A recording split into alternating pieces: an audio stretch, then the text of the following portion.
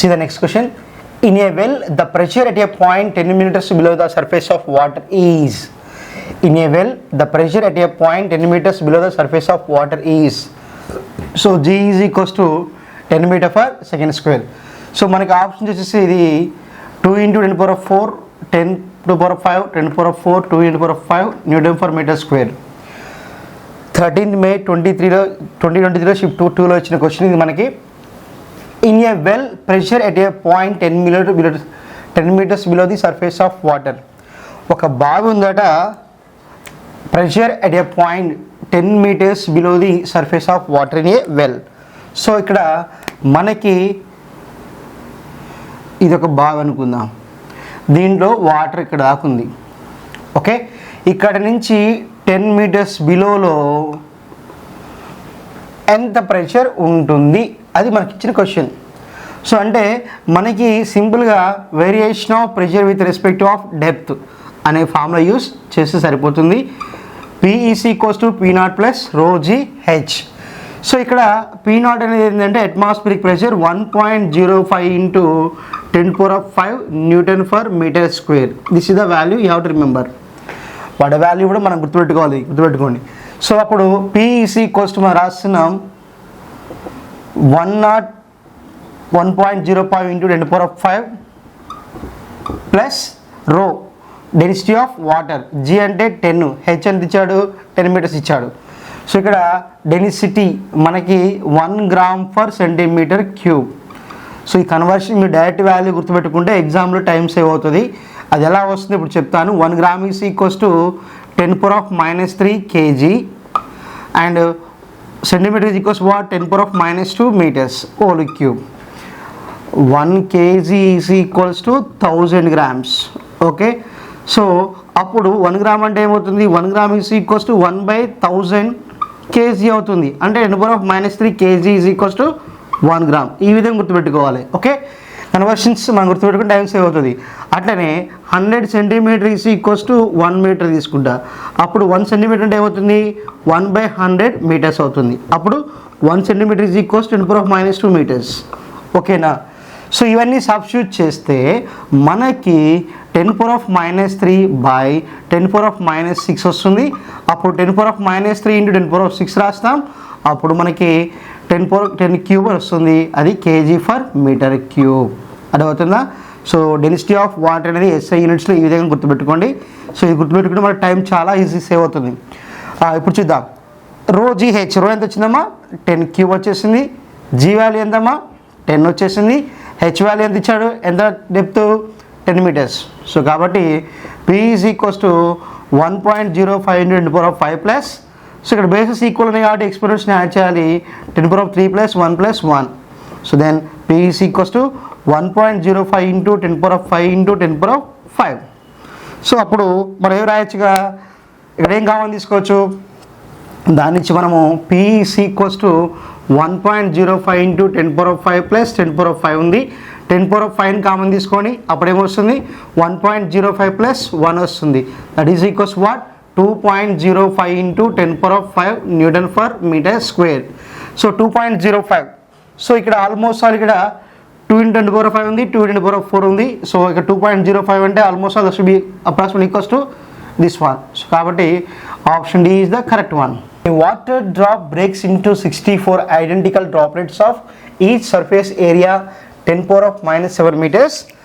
If the surface tension of the water is 0.07 Newton per meter, the increase in surface energy in process is. So ఇది మనకి 14th May 2023 shift ఇచ్చిన question. Options are 158 into the power of -4 joules, 432 into the power of -9, 216 into the power of -9, 336 into 10 to the power of -9 joules. So ఇది మనకి ఇచ్చినటువంటి question ఏంటంటే ఒక water drop ఉందంటే, పెద్ద డ్రాప్ ఉందంట, దాన్ని 64 ఐడెంటికల్ డ్రాప్స్గా స్ప్లిట్ చేస్తే ఒక్కో దాని surface area 10 to the power of -7 meters అవుతుందంట. ఒకవేళ వాటర్ యొక్క సర్ఫేస్ టెన్షన్ 0.07 Newton meter అయితే the increase in surface energy in this process. Clear?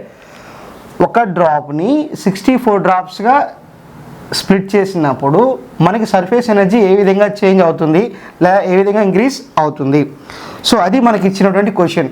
So మనకి ఒక ఫార్ములా తెలుసు కదా, surface energy is equals to surface tension into area కదా. ఇప్పుడేం రాస్తున్నాం, change in surface energy is equals to surface tension into change in area. So ఈ ఫార్ములాని మనం ఇప్పుడు యూస్ చేయబోతున్నాం. సో ఫస్ట్ థింగ్ వచ్చేసి మనకి రెండు కేసెస్ ఉన్నాయి. ఒకటి ఫస్ట్ కేసు వచ్చేసి మనం ఏమన్నామంటే ఇది పెద్ద లిక్విడ్ డ్రాప్ అనుకుంటున్నాం. అప్పుడు దీని యొక్క రేడియస్ r అంటున్నా. అప్పుడు దాని ఏరియా ఏమవుతుందంటే 4πr² అవుతుంది. Okay, this is A1. So ఇప్పుడు ఇలాంటి ఎన్ని డ్రాప్స్ అయినాయి, ఎన్ని 64 డ్రాప్స్. అప్పుడు ఒక్కొక్క డ్రాప్ అనేది రేడియస్ R1.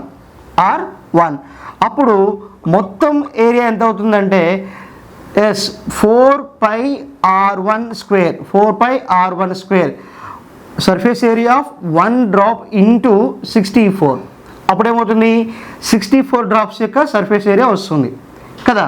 సో ఇప్పుడు డెల్టా ఏ అంటే మనము A2 మైనస్ A1 చేయాలి. క్లియర్. సో దీనికన్నా ముందు మనకి ఇక్కడ R వాల్యూ కావాలి. R వాల్యూ కావాలంటే ఇక్కడ ఏం తీసుకుంటున్నామంటే మనము, so volume is equals to same. ఈ లిక్విడ్ డ్రాప్ నుంచి ఇవన్నీ వచ్చింది. సో కాబట్టి వాల్యూమ్ సేమ్ అనుకుంటున్నప్పుడు వి అంటే ఏమవుతుందంటే 4/3πr³ is equals to 64 into 4/3πr⁴. What is πr⁴ అదవుతుందా. సో ఇక్కడ 4/3 cancel, pi cancel, what you have r³ is equals to 64 into r⁴. So దీని నుంచి ఏం రాస్తున్నారంటే r⁴ is equals to r³/64 రాస్తున్నా. క్లియర్. అప్పుడు ఇదేమవుతుంది, r⁴ ఈజ్ ఈక్వల్స్ టు దీన్ని r/4³ రాస్తున్నాను. 4 into 4 into 4 64. Okay, 16 into 4. Okay, అప్పుడు ఏమవుతుంది r⁴ cancel, what get r1 is equals to r/4 అవుతుంది. r1 is equals to r/4 అవుతుంది. దీని నుంచి నేను r అంటే ఏం రాస్తున్నానంటే r is equals to 4r1 రాస్తాను. r is equals what 4r1. So కాబట్టి ఇక్కడ నేను సబ్స్టిట్యూట్ చేస్తున్న ఎవిడెన్ ఏం రాస్తున్నానంటే at is what 64 into 4πr⁴ minus A1. A1 అంటే ఏంటి, 4πr². 4πr². r వాల్యూ ఎంత వచ్చింది మనకి ఇక్కడ 4r1 వచ్చింది. కాబట్టి రాస్తున్న 4r1² రాస్తున్నా. అప్పుడు delta A is equals to 64 లేదా 64 4πr⁴ మైనస్ ఇక్కడ చూడండి 4πr⁴. 4πr⁴ means what 16. So ఇప్పుడు నేను దీంట్లో delta A is equals to 4πr⁴ common తీస్తున్నా. అప్పుడు ఏమొస్తుంది 64 మైనస్ 16 వస్తుంది. What is 64 minus 16? 64 minus 16 48. So that is what 4πr⁴ into 48. Already ఇక్కడ 4πr⁴ వాల్యూ ఉంది. ఏంటది, surface area of each one is how much 0.10⁻⁷. కాబట్టి 4πr⁴ ఇచ్చాడు ఎంత 10⁻⁷ మీటర్స్. అది సబ్స్టిట్యూట్ చేయాలి. Delta A is equals to 4πr⁴ ఏమంటున్నాం 10⁻⁷. 10⁻⁷ ఇంటూ 48. సో ఇప్పుడు ఈ వాల్యూని ఇక్కడ సబ్స్టిట్యూట్ చేయాలి. ఏంటది మనకి ఆల్రెడీ ఇక్కడ ఉంది కదా. సో మనకు కొంత స్పేస్ కావాలి. ఓకే, ఇక్కడ చూడండి delta SC is equals to surface ఎంతమ్మా 0.07 into this how much 48 into 10⁻⁷. So ఇప్పుడు దీని ఏం రాస్తున్నారంటే 7 ఇంటూ 10⁻⁻2 రాసుకోవచ్చు కదా. 7 into 10⁻2 into 48 into 10⁻⁷. So that is what 48 into 7 into 10 power of minus 9. So ఇక్కడ 48 into 7 చేయండి. 48 into 7 33.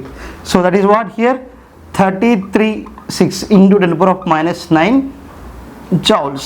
సో కాబట్టి so change in surface energy ఎంత వచ్చింది 336 into 10 power of minus 9 joules. So కాబట్టి మనకిచ్చిన ఆప్షన్స్లో option D is the correct one. Next question. A vessel having small hole in the bottom has to hold water without leakage.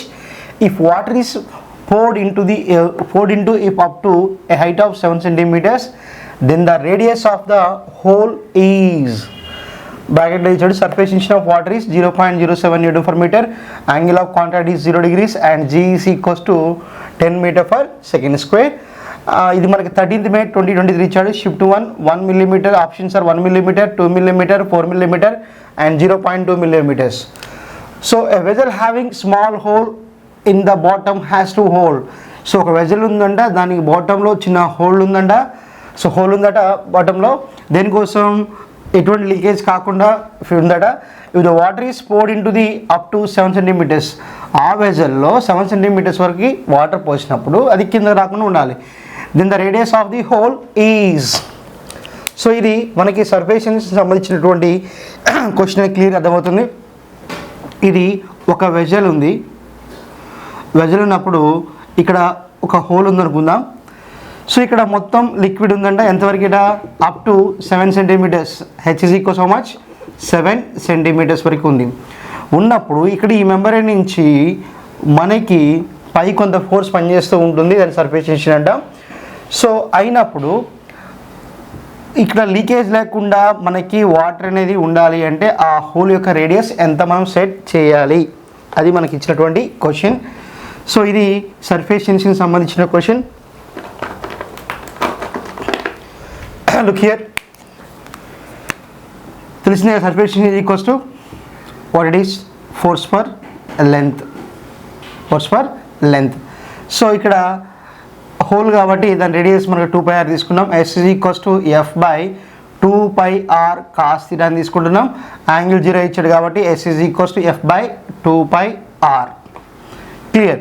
So మళ్ళీ S is equals to మనకు తెలుసు pressure ఏంటి formula P is equals to F/A కాబట్టి దాని నుంచి F is equals to P into A రాస్తున్నప్పుడు PA/2πr. So this is the one form of equation. Next మనకి ఇక్కడ P అంటే ఏంటి, నథింగ్ బట్ కొంత హైట్లో ఉంటుంది కాబట్టి, డెప్త్లో ఉంటుంది కాబట్టి P is equals to ρGH formula. Clear. So then substitute here S is equals to ρGH into A is equals to A/2πr. So అయినప్పుడు మనకి రేడియస్ కావాలి. సో ఇక్కడ చూడండి జాగ్రత్తగా. S is equals to ρGH into πr²/2πr. Pi cancel, square R cancel. అప్పుడు ఏమో మిగులుతుంది మనకి ρGH r/2 మిగులుతుంది. దాని నుంచి మనం రాసుకోవచ్చు R is equals to 2s/ρGH. So this is the formula we are going to use. ఇక్కడ సబ్స్టిట్యూట్ చేద్దాం. 2 into S బై సర్ఫేస్ ఎంత ఇచ్చాడు 0.07 by rho density of water. So rho is equals to what 1 gram per cc.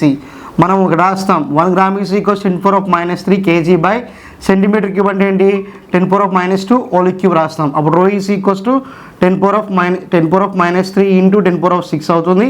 Then రో is equals to 10³ అవుతుంది.